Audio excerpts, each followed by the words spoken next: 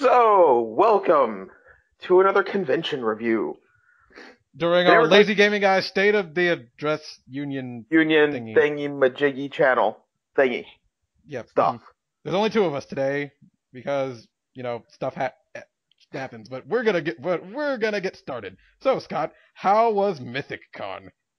So, this last weekend I went to Mythicon, and so in case you don't know, Mythicon was a convention over near SeaWorld in Orlando, Florida, and it was a smaller convention. It's only its second year, so I met some people there that were first time at a convention. It is a very good starter convention. Why is that? Because you get that more personal feel with like the guests and stuff like that. Because you're not having to crowd to a line or, run to a panel.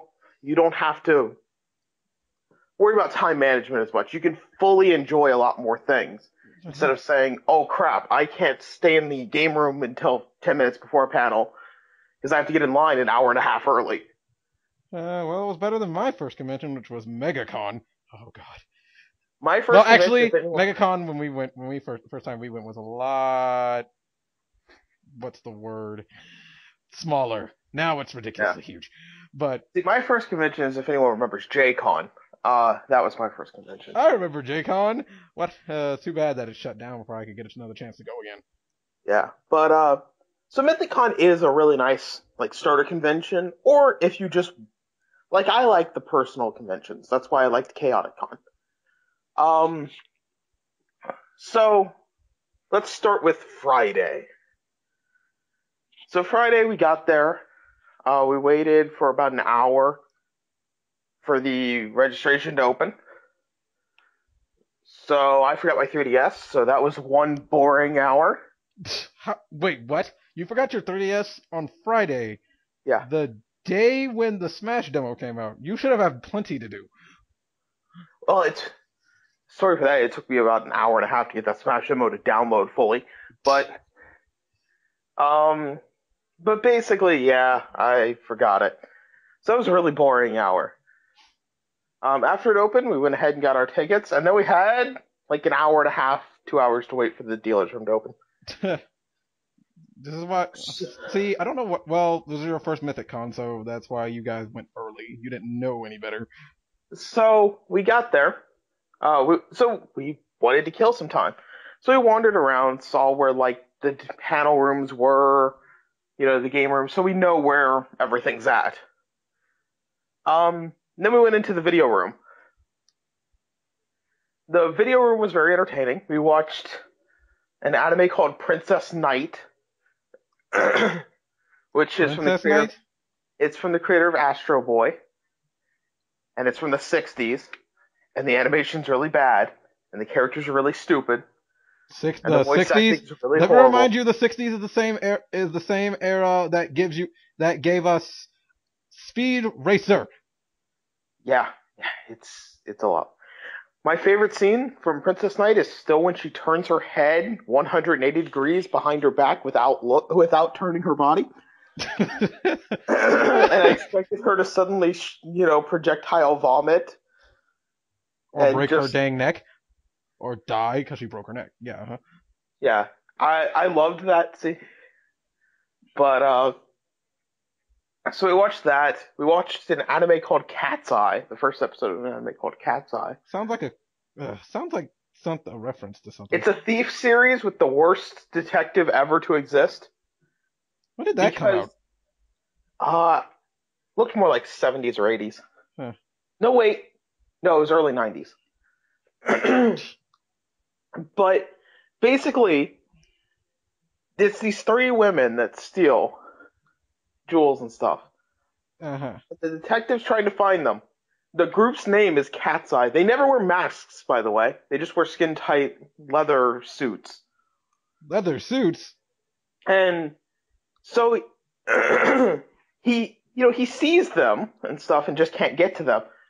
But he also goes to the bar called Cat's Eye, where they run the bar, called Cat's Eye, and he's engaged to one of them. Whoa. You didn't tell me they were engaged the last time we talked about this. Yeah. They're engaged. He's engaged to one of the members of Cat's Eye, and he doesn't know it's a member of Cat's Eye, even though the bar's named Cat's Eye. And the items they steal suddenly appear in the shop, and they just claim that they're replicas. Wow. He is the dumbest detective I've ever seen. Yes.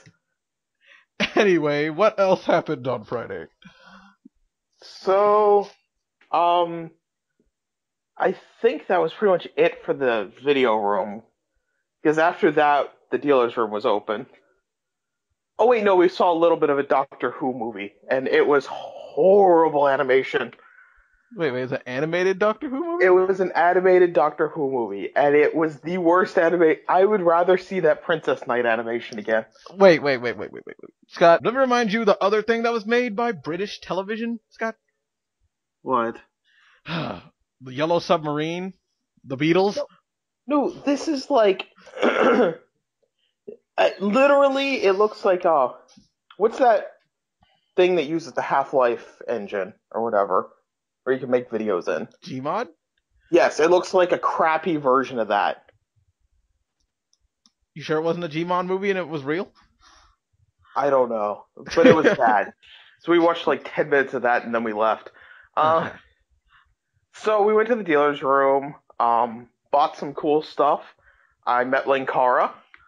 Got him to sign his DVDs as I bought them. So that was entertaining to meet Linkara for the first time. Must have been nice meeting Linkara, seeing him in his comic book reviewing glory. Yes, seeing him without his hat on and all that. Yeah. Say what? Yeah, he didn't have his hat on. Wait. He actually does things without his hat on? Yes. Yeah, he was in there without his hat on. I'm like, Huh. Russell actually was able to get a street pass with him, but he was able to get Linkara's street pass. But Linkara's hat isn't in street pass. The closest thing that you can get to his hat in street pass is a cowboy hat. Yeah. But he was also up for Pokemon battling all weekend. Which you did not do. No, because there wasn't a good time. I didn't run into him in the dealer's room on Saturday. Ugh.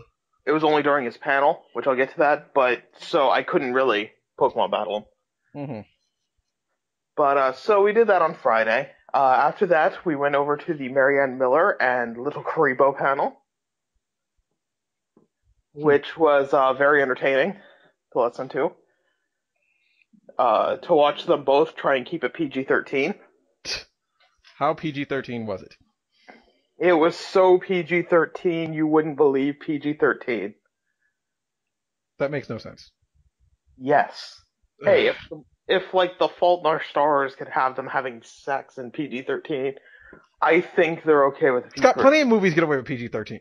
PG-13 movies get away with sex. What are you talking about? But don't you understand? R-rated movies are NC-17 movies, and PG-13 movies are R-rated movies.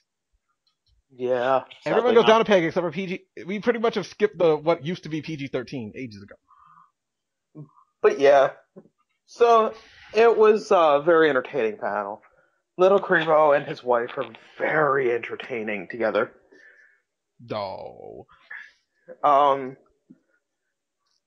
So after that on Friday, that was pretty much it for Friday.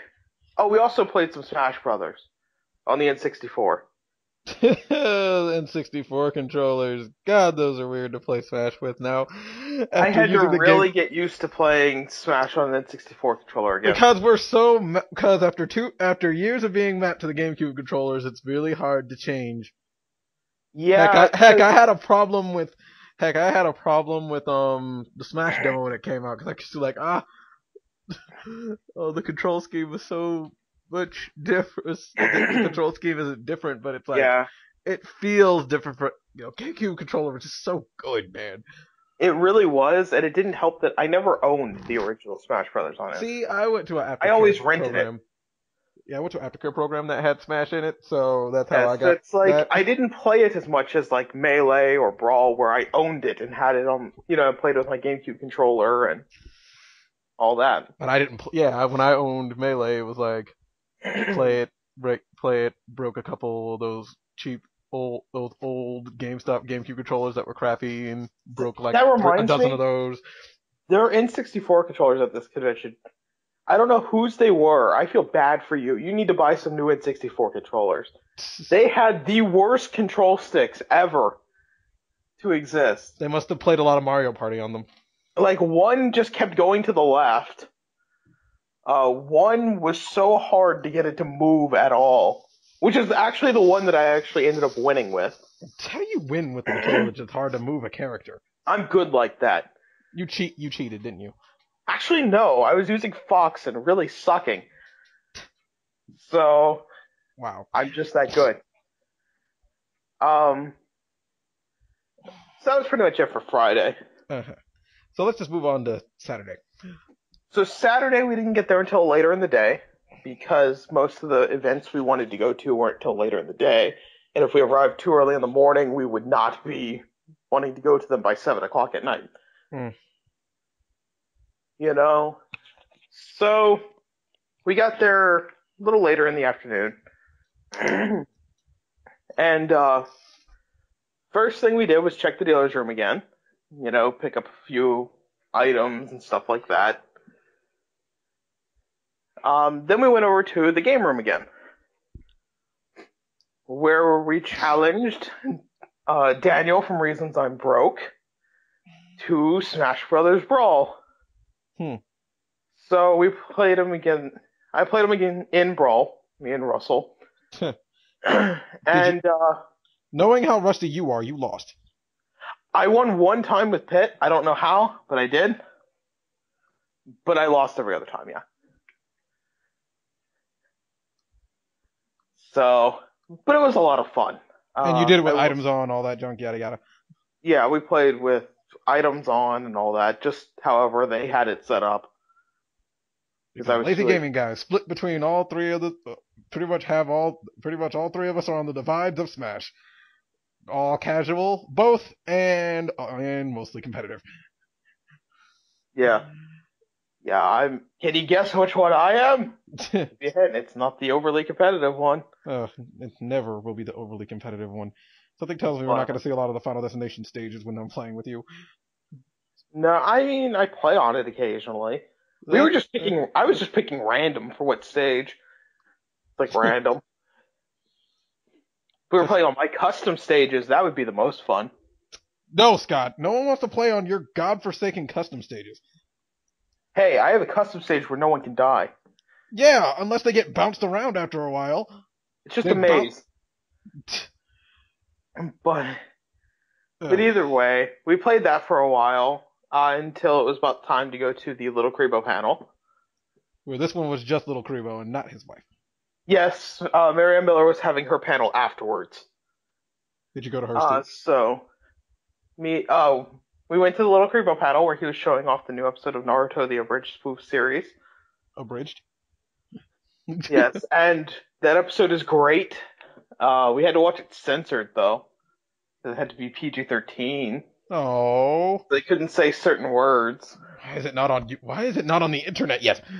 Because he's at Disney. Ugh. He was going to be at Disney for 4 days. Wait, this must be the fourth day by now. It's the third. Yeah. Wait, it's the third day by now. Because me and Scott know better than to go to Disney after going to a convention. You will be tired. Your feet will kill you. Well, we're also unfit. We are also from slightly unfit to unfit nerd. Fit nerd. Yeah. So, and Jacques was there too. Poor Jacques. That boy was miserable. He never stood a chance. This was back when that was back when Jacques was only. You know what? I don't care if he gets angry at me for this. He also, ran out of money because he kept buying milkshakes to try and hit on the French girl behind the counter. Just because she was French at the hotel. Because she liked his name, Jacques. So it was hilarious. So it's like, you don't see like old women coming up. See women coming. I like your name. It's old black women say, I like your name. Reminds me of that actor Sidney Poitier. It's like, no, He's like, oh, I'm just gonna stand there and start hitting on this girl now. Stupid jock. Stupid jock. But And guess who ended up paying for him? Me. yeah, But it was funny until you end up having to pay for his meals. But yeah, but no, tangent either is a way, tangent. So we went to the Little Creepo panel, watched the episode. It was great. And then we also helped him decide on what tattoo he should get for Yu-Gi-Oh. What tattoo is he gonna get? He was thinking about getting the little, like, friendship symbol that they all put on their hand on his hand. Actually, is he gonna put it like a piece of it or the whole thing? The whole thing. No, it wouldn't work. He has to find three other people to do it. Make Team 4-Star do it. That would be hilarious. He was also talking about tattooing just friendship on him. That way he can say, I have friendship tattooed on me. Friendship! Someone mentioned that he should have thief shipping tattooed onto his butt. No thief shipping!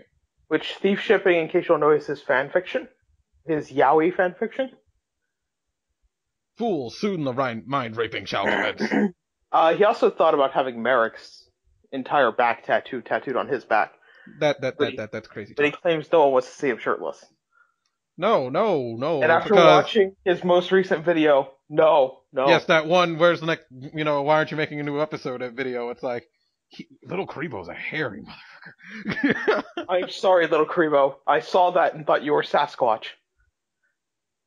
The authorities have been alerted. I'm sorry, Bobo has been alerted. But, so we just did that for a little bit, and he opened it up to a regular Q&A. And it was pretty entertaining, I have to admit. After that, we went to the dealer's room for about 5 minutes, just to make any last-minute purchases, because it would be closed by the time we got back out. We weren't originally planning to be there Sunday. Mm-hmm. So we went over there to get any last-minute purchases and come back. And then we went to the Marianne Miller panel. We got in there a few minutes late, but she was doing a voice acting tutorial on how to do voice acting professionally and what you'll see, what you'll encounter, stuff like that. Yay, encounters. It was very informative and very entertaining as well. Some good comedy mixed in, but also very, very informative. Now, myself, I'm not going into the voice acting profession because I suck at it. But if you were, it's actually a very good panel. She even lets you, she picked out, her and Little Creepo picked out about 3 people to come up and try reading some lines and stuff, and they would give them constructive criticism. Constructive criticism. You suck, sir. You do not know how to speak. I'm sorry. You must forfeit your life. Yeah, the only way I could ever become a voice actor is if someone liked my natural speaking voice. No, God forbid. Who in the hell are you going to find that likes that? Sabbath or just lucky like that? Who in the hell are you going to find that likes that? I don't know, but if any voice actor, any ADR director is like, oh my god, that is amazing. I need that. Oh my god, that voice is so annoying. We should use it as the child character. No, anything but the child character. No, Scott, you will forever be that annoying teenage child character. Deal with it. It's a paycheck. It's a living. No, you're not one of those stupid, ironic things from the Flintstones. Those ones that get the crap things in the stupid joke ones. No, you're not one of those. You don't get to say it's a living. Anyway, is there anything else about the convention? So, also on Saturday, right after the Marianne Miller panel, we just stayed in the room and went to the Linkara atop the fourth wall live. Which was very cool. You didn't tell me what he reviewed, by the way. He reviewed Skate Man. Skate Man? Yes, Skate Man. Something tells me I'm not going to like this. And it's actually a redoing of his Atop the Fourth Wall Live. Because he said the last time he did it, there was 5 people in the room, and he was sick, so he wasn't really giving it his full attention or anything else. Wait, there was only 5 people in the room one time where Linkara actually had a panel at? Yeah. Where was this? Was this some no-name convention in the middle of nowhere? I can't remember the name. He mentions it during the video. Where is he, in Alabama? God. Well, that's not going to come out till like end of the week or so. We're not going to get to see that for a while. No. But Skate Man was a very entertaining comic. My God, it was just so bad, so bad. Go watch Top the Fourth Wall Live when it comes out for Skate Man. It is bad. I hope so. He also yelled at us for not getting a reference. You should always get all references. What's wrong with you? No, he started singing some song lyrics, and it's like, I am a man of very wealthy taste or something like that. I forgot the name of the song. Don't yell at me again, Linkara. I don't know what it is. I don't even know what you're talking about either. Well, it's a bad interpretation. I know Spoonie referenced it on Twitter again as well. But, yeah, I have no idea the reference, still I completely forgot it. Watch the video and you'll know, though. You'll watch us get reprimanded for it. Reprimanded. Well, it is, well, you know, you all are horrible people. And then, after that he put it up for a vote that we could either start watching an episode of Atop the Fourth Wall, but we wouldn't have time to finish it, or we could watch the newest episode of Long Box of the Damned before anyone else. Long Box of the Damned? Yeah, and then do a Q&A. So we watched Long Box of the Damned and then did a Q&A. And that's where I got to ask my question. Which was? Because I had to ask him if he ever thought about putting all of his story arcs into a DVD. Yeah, that's the question I wanted to know about. But sadly, due to copyright laws and stuff like that, for a lot of the copyrighted music and items, videos, lots of Power Rangers, Doctor Who, Star Trek items that he uses, and the so Pokemon. Because of all of that, he's not able to. And he also does not have the original RAWs anymore because he had to delete them for space. Note to self: if LazyGamingGuys ever does plot related stuff, which I doubt was going to happen within the next year or so, but still, if we ever do something crazy like that, nope, we should use less copyrighted items. Yeah, but so I get to ask that. But it was a very entertaining panel. I really liked seeing Linkara do Atop the Fourth Wall live. Since I am a big Linkara fan. I'd like to see Linkara go to do Atop the Fourth Wall live. Should have gone to Mythicon. I at least got to meet little Karibo. Yes. At the convention I went to, thank God. That also reminds me. The final thing we did Saturday was go get an autograph from little Karibo. So I waited in line behind about 40, 50 other people. And got a little Karibo to sign my Inuyasha Volume 56. See, little Karibo tricked me. Why? He tricked me. He convinced, it's like, you could buy all these shirts. We're having a deal where you buy all these shirts and you get a poster and I can sign it for you. Because I didn't have anything for him to sign. So I went to his booth. So when I was at his booth, I bought 3 of his shirts, got a free poster, and got him to sign it. Yeah, I was tricked. I just brought him my Inuyasha Volume 56 and said, "Can you sign this for me?" So he signed it, and he signed it, and then he's like, "I didn't abridge this." He wrote that all there, so that was entertaining. Curse my starstruckness. But I also got on Sunday. We went back for one reason. One reason we went back on Sunday. Why? And it was so I could buy some artwork from Alexander Tansley. I hope I'm pronouncing that last name right. He is the title card artist for Linkara. I gotta look up his tag name again. Alexander Tansley, but what was his name? I gotta look up his art tag again. But basically, I saw some of his artwork because I'm used to his title card art, which I like okay, but not enough to buy most of the time. But I saw this and I'm like, I want that. I really want that. So it was a picture of all the Fire Emblem characters from Smash Brothers. So it's got both male and female Robin, Ike, Marth, Lucina, and Roy. Is it out yet? And it's really cool. And I had to come back literally on Sunday. We drove all the way down there just for me to pick that up. That's not obsessive at all. I'm sorry, I couldn't miss out on it. And did Russell get anything out of that? No, he didn't. No, he didn't pick up anything that day. So he was just willing to take you all the way back up there just to get that. Well, we were going to Disney afterwards, and we were like only 4 miles from Disney at that point, so it worked out. You're lucky the double.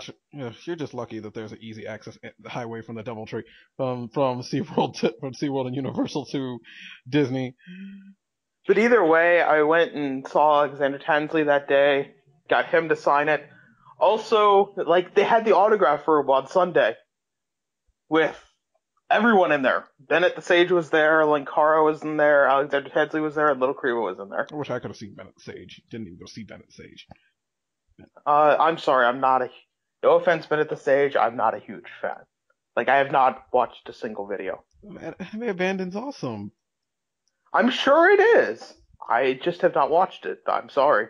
Well, Scott, guess what you're gonna do when I come to Florida? How about no? Yeah. We're gonna be bored in a hotel room for a while and while we're setting up stuff, you're gonna watch it. Yeah. It's gonna take forever for us to set up, and we have a majority of Thursday for MegaCon to do it. But yeah. So had I known Sunday though that there would be no line for Little Kribo, I would have probably just gotten stuff signed then. But pish posh, sir, pish posh. But I should have brought something actually Yu-Gi-Oh on Sunday to get signed. You have tons of junk. I don't know how you couldn't find anything Yu-Gi-Oh or Naruto related. Though.